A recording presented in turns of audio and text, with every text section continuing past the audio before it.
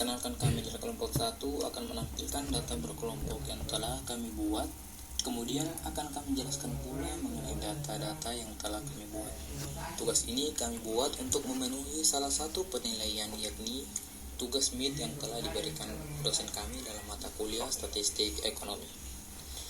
Pada kesempatan kali ini saya tidak sendiri, saya ditemani oleh rekan-rekan saya untuk menjelaskan data-data yang telah kami peroleh, dimulai dari data mean sampai standar deviasi.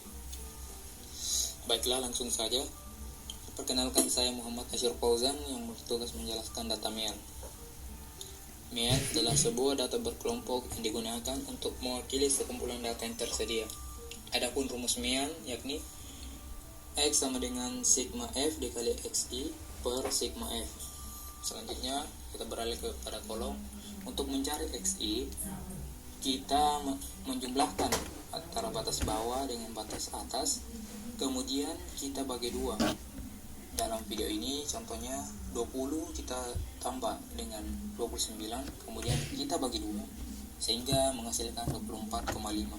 Begitupun seterusnya sampai ke bawah. Selanjutnya untuk mencari FXI, kita kalikan frekuensi dengan XI yang tadi hasilnya 49. Kita blok setiap kolom untuk mengetahui hasilnya. Selanjutnya kita mencari akumulasi dari frekuensi XI dan FIXI. Setelah mengetahui hasil dari setiap kolom, kemudian kita masukkan ke dalam rumus mean seperti yang telah saya sebutkan di awal, yakni akumulasi dari FIXI yakni 2032 kita bagi dengan akumulasi frekuensi, dalam hal ini 36, sehingga hasil mean yakni 56,44. Baik, perkenalkan, nama saya Airin dengan NIM 90500124117. Kali ini saya akan menjelaskan bagaimana cara menentukan median dan kuartil. Sebelum itu, perlu diketahui bahwa median adalah nilai tengah dari sekumpulan data yang telah diurutkan. Rumus median yaitu median sama dengan batas bawah ditambah N per 2 dikurang TKS per FME dikali K, yang dimana FKS itu adalah frekuensi kumulatif sebelum kelas median, FME adalah frekuensi kelas median, dan K adalah panjang kelas. Nah, sebelum menentukan mediannya, kita harus mencari nilai frekuensi kumulatif dengan cara menjumlahkan frekuensi dari tiap kelas. Untuk frekuensi pertama, nilainya sama dengan kelas frekuensi awal, yaitu 2. Frekuensi kedua didapat dari nilai kelas pertama ditambah dengan nilai kelas kedua, yaitu 4 tambah 2 sama dengan 6, dan seterusnya. Selanjutnya, karena jumlah datanya 36, maka kelas median sama dengan 36 dibagi 2, sama dengan data ke-18. Cara melihat kelas median yaitu dengan cara melihat data yang lebih besar dari kelas median itu sendiri. Jadi kita akan ambil nilai yang paling dekat dari 18. Berarti kita akan ambil kelas yang ke-20. Selanjutnya, menentukan frekuensi kumulatif sebelum kelas median. Karena kelasnya di 20, jadi FKS-nya adalah 12. Dan K-nya adalah 10. Terakhir, kita masukkan ke rumus median, yaitu median sama dengan batas bawahnya, yaitu 49,5, ditambah dalam kurung kelas median, yaitu 18, dikurang frekuensi kumulatif sebelum kelas median, yaitu 12, dibagi dengan frekuensi kelas median, yaitu 8, lalu dibagi dengan K, yaitu 10. Jadi, nilai mediannya adalah 57. Perkenalkan, nama saya Nurul Ismi dengan NIM 90500124116. Di sini saya akan menjelaskan mengenai modus. Modus adalah nilai atau kelas yang paling sering muncul dalam suatu kumpulan data. Dalam distribusi frekuensi, modus adalah kelas dengan frekuensi tertinggi, yang dimana rumus modus itu modus sama dengan L ditambah D1 per D1 tambah D2 dikali C. Selanjutnya kita beralih ke kolom. Limit bawah dikurang 0,5 hasilnya 19,5. Jika sudah, begitu sampai seterusnya. Sementara untuk batas atas, kita tambah limit atas dengan 0,5 hasilnya 29,5. Dan begitupun seterusnya hingga ke bawah sampai 89,5.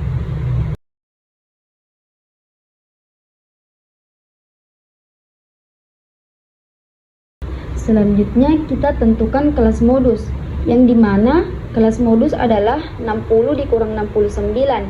Nilai batas bawah kelas sama dengan 60, maka 60 dikurang 0,5 sama dengan 59,5.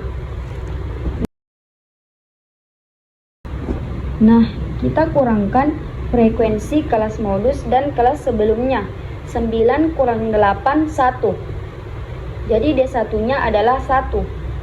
Frekuensi kelas modus kita kurang dengan frekuensi yang setelahnya, 9 kurang 4 sama dengan 5. Jadi D2-nya adalah 5. Saya ambil batas pertama, 29,5 dikurang 19,5 sama dengan 10. Jadi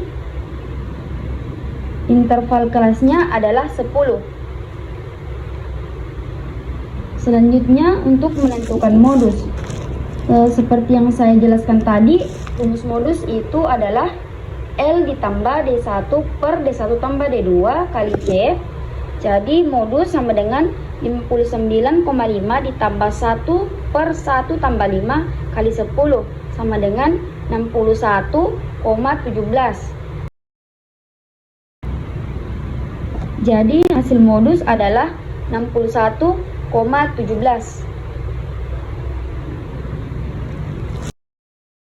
Selanjutnya menentukan kuartil.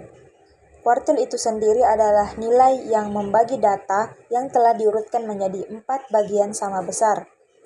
Rumus kuartil yaitu QI sama dengan LI tambah P dalam kurung I per 4 kali N tambah FI per FI. Nah, untuk menentukan kelasnya, maka kita bisa lihat rumus kuartil yaitu I per 4 kali N. Tapi karena di sini Q 3, jadi 3 per 4 dikali N, di mana N-nya adalah 36, sama dengan 27. Jadi kelas Q 3 memuat data ke 27. Kita bisa lihat di frekuensi kumulatif yang lebih besar dari 27 itu adalah 29. Maka kelas Q 3-nya adalah 29.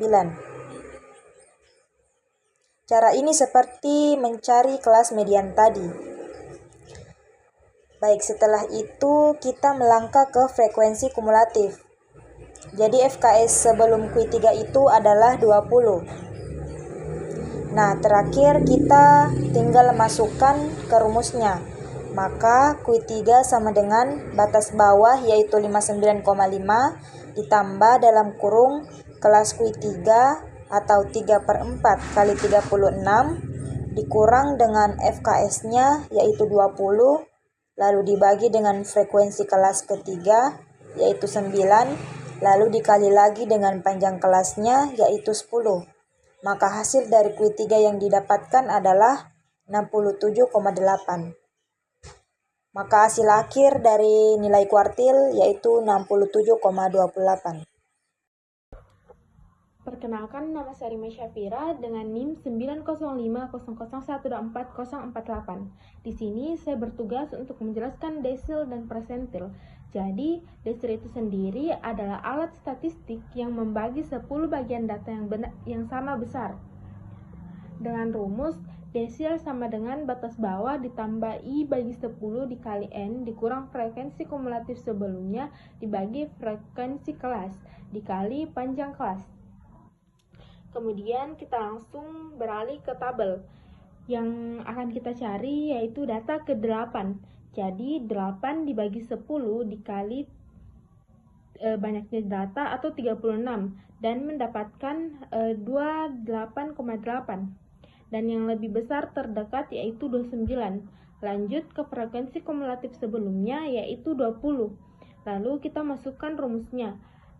D8 sama dengan batas bawah ditambah kelas 8 dikurang frekuensi kumulatif sebelumnya dibagi frekuensi kelas dikali panjang kelas. Dan hasilnya yaitu 69,28. Perkenalkan, nama saya Nabila Salsabila. Di sini saya akan menjelaskan tentang simpanan rata-rata. Simpanan rata-rata adalah ukuran penyebaran data yang menunjukkan rata-rata dari selisih setiap data dengan nilai rata-ratanya atau mean, yang dimana rumusnya yaitu XR sama dengan sigma FI dikali harga mutlak XI dikurang dengan X2 dibagi sigma FI. Langsung saja kita ke tabelnya yaitu nilai XI dikurang dengan nilai X, yang dimana XI 24,5 dikurang dengan nilai rata-rata 56,44. Selanjutnya 34,5 dikurang dengan nilai rata-rata 56,44. Kemudian 44,5 dikurang dengan nilai rata-ratanya 56,44. Kemudian 54,5 dikurang dengan nilai rata-ratanya 56,44. Selanjutnya 64,5 dikurang dengan nilai rata-ratanya 56,44. Kemudian 74,5 dikurang dengan 56,44. Selanjutnya 84,5 dikurang dengan 56,44. Kemudian 94,5 dikurang dengan nilai rata-rata 56,44. Selanjutnya di sini adalah diagram mutlak, berarti harus dibuat positif.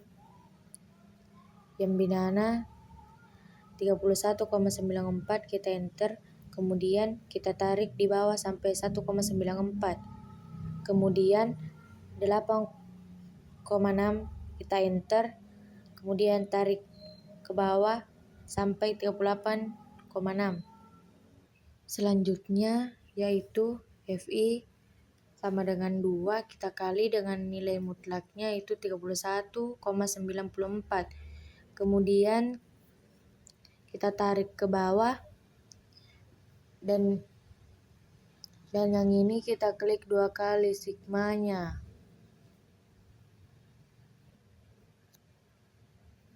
Jadi hasilnya itu 477,76.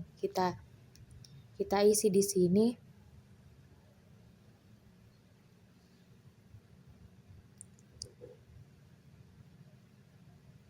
Terus kita bagi dengan sigma FI-nya yaitu 36. Dan hasilnya 13,27. Assalamualaikum warahmatullahi wabarakatuh. Perkenalkan, saya Muhammad Asyir Fauzan, NIM 90501244082. Pada kesempatan kali ini saya akan menjelaskan pada bagian variansi. Setelah sebelumnya saya juga menjelaskan data mean. Baiklah, variansi adalah ukuran statistik yang mengukur seberapa jauh setiap titik menyimpang dari rata-ratanya. Adapun rumus variansi yakni S kuadrat sama dengan sigma FI dikali dalam kurung XI dikurang X kuadrat per sigma FI. Adapun cara mendapatkan atau variansi yakni yang pertama itu kita masukkan rumus, kemudian kita blok bagian XI kurang X, kemudian kita pangkatkan 2, enter, hasilnya 1020,2.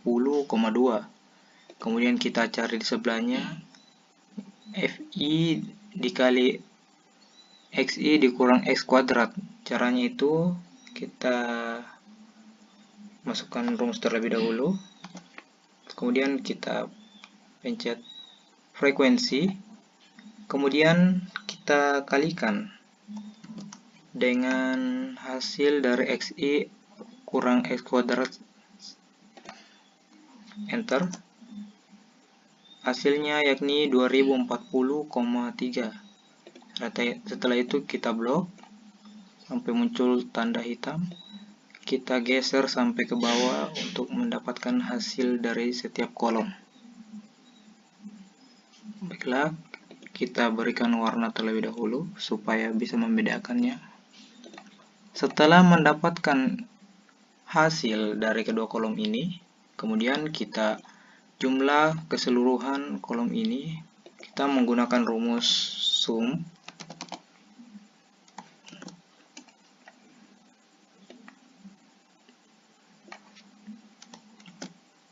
Enter, hasilnya seperti teman-teman yang dapat lihat di sini. Setelah mendapatkan hasil dari kolom ini, kemudian kita masukkan pada rumus. Rumusnya itu sigma FI dikali XI kurang X kuadrat.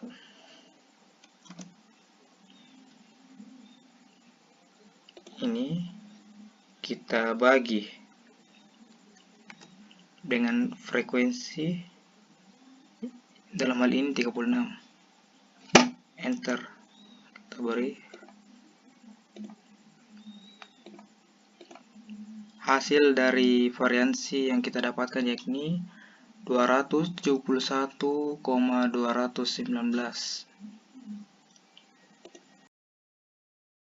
Saya Putri Ananda Rahmadani dengan NIM 90500124045.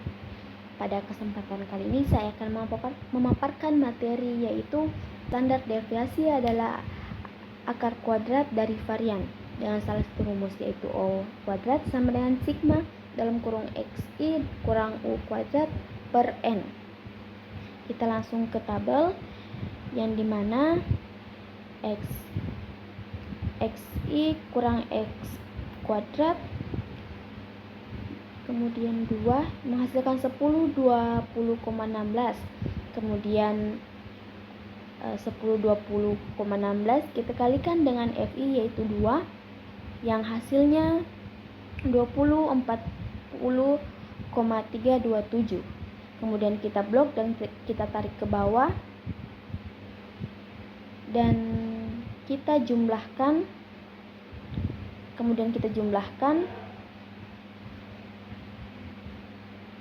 yaitu menjadi 9763,9. Kemudian di S kuadrat yaitu 9763,9 per 36. Lalu S baku yang dimana hasilnya yaitu 16,46873.